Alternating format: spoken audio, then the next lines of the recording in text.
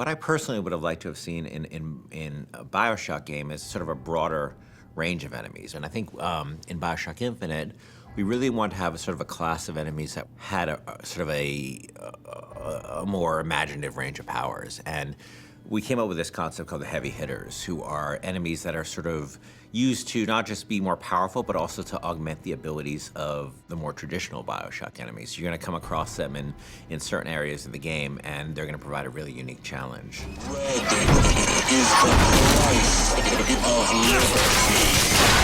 You know, we wanted an AI that really expressed sort of the very sort of clear system of beliefs that founders have, and a heavy hitter that would sort of represent that.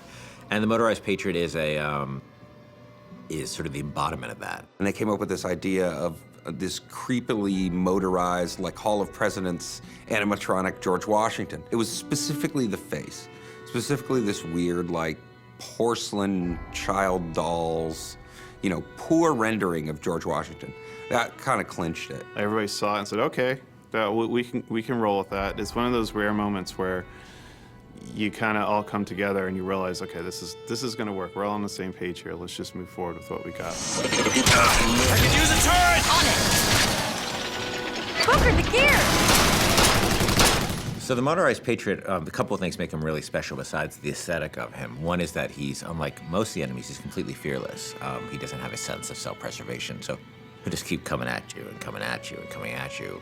You know, despite the fact that you face many different kinds of enemies in this game, you clearly can't reason with this one. He's just gonna keep coming forever, you know? He is sort of a clockwork Terminator. The other cool thing about him, he's got this Gatling gun called a peppermill. But once you destroy the Patriot, Booker can actually go pick up the peppermill and actually use it as a heavy weapon. And that's the only place he can get it, was from a destroyed Motorized Patriot. I mean, I also like that, you know, as he starts to take serious damage, his head he actually loses the Washington mask, and it reveals his sort of metal skeleton underneath.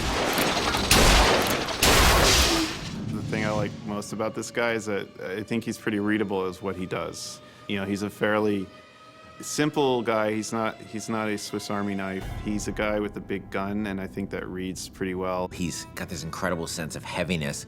He's relentless, and just hearing sort of the things he's saying is both funny and kind of terrifying.